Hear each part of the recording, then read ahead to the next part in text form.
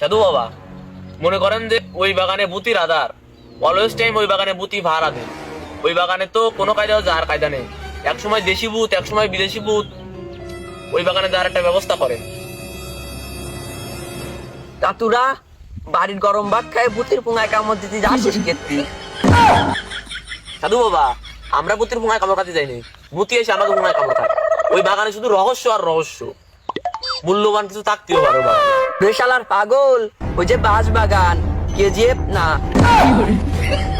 শুনে শুধু কেজিএফ না, এই বাঁশ বাগানও থাকতে পারে না। এই ভূত এত টাকা বাদ দিয়ে এই বাঁশ বাগান ব্যবহার করে কেতি খাচ্ছে না, কথা তোর দাও ঠিক আছে, কিন্তু তোরা কি বুঝাতে চাচ্ছিস তাই ক।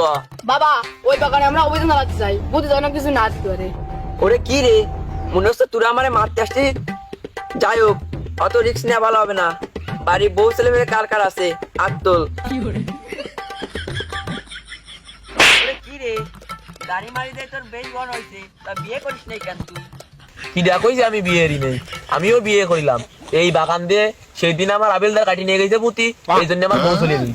হাবিলদার, তাহলে তুই বাবু জল লাইনের কাজ চালাচ্ছিস কে রে? ওই আপাতত একটা 5 লাইন দিয়ে কাজ চালাচ্ছি। বাবা, এই ডান দুপুর বেলা আপনি বাড়ির গরমাত খেয়ে আসলে কাজের ফুঙ্গা না মারি আমাকে একটু পাই দেন, যাতে আমরা অনুসন্ধান করে নিয়ে আসতে পারি। ভূত যদি রোহিঙ্গা ভূত না হয়ে দেশি ভূত হয়, আগুন দেখলি ভয় পাবে আর লোহা দেখলি পালাবে। তোরা সব সময় লোহা রাখবি কাছে, আর ভূত দেখলি মন্ত্র পাঠ করবি, তাহলে আর ভূতই তোকে কিছু করতে পারবে না। মাজায় জালের কাঠি আর পকেটে বিড়ি খাওয়ার জন্য গ্যাস লাইট তো সবসময় থাকে। এখন শুধু বাবার দ্বারতে মন্ত্রটা শিখলি হচ্ছে। আচ্ছা বাবা, ঠিক আছে।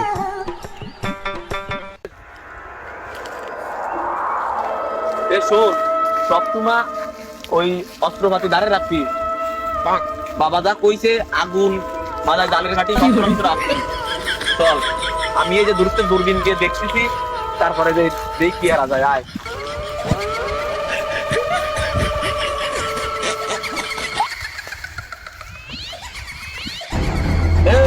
দাঁড়া, এই নিচুর বাগানের মধ্যে একটা পেয়ারা গাছ, তোরা কেউ কিছু বুঝতে পারছিস কি?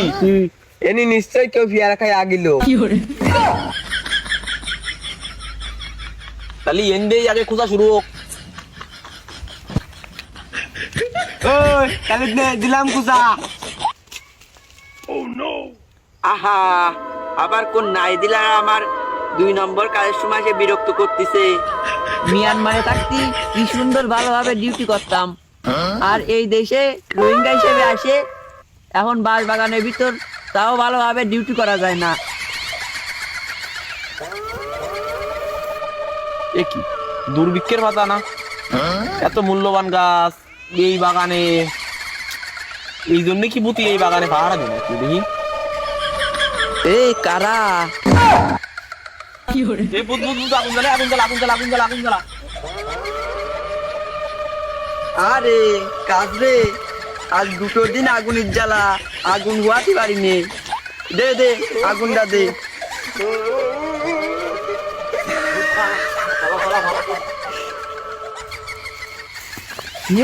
কি রে, ভূত নাকি আগুন দেখলি ভয় পায়? বাবা বলিল না হয়, এই ভূত দেখে এখন আগুন দিয়ে আগুন পোয়াচ্ছে। তাও তো ঠিক। এই কর্ণ আসলো না কেন? কর্ণর মাথায় কি জালের কাঠি টাঠি নেই নাকি? ভূত তোর দ্বারে চলে গেছে। ভালোভাবে করছি, এই বাগানটা তোরা বাড়ি চলে যা। বাড়ির গরম ভাত খায় এই কাজের পোঙা মারতে আসিস কেতে তোরা? আর এই আগুন আমাদের থাক, আগুন পোয়াবানি। ভালোভাবে করছি, চলে যা বাড়ি। এ শোন, এই বাবার কথা মতো আলাদার ভুয়ো, এই ভূত কোনো কিছুতে ভয় টয় পায় না। ওর থেকে চল, আমরা দেখি কোনো কাজে কর্ণরে বাসায় উচাই নিয়ে বাড়ি যেতে পারি নাকি। আটা আটা আটা আটা, চল চল চল চল চল।